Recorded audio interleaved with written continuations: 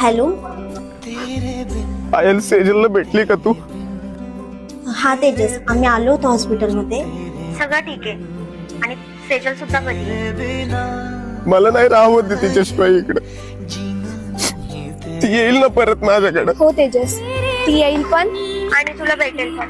तू काही काळजी नको करू.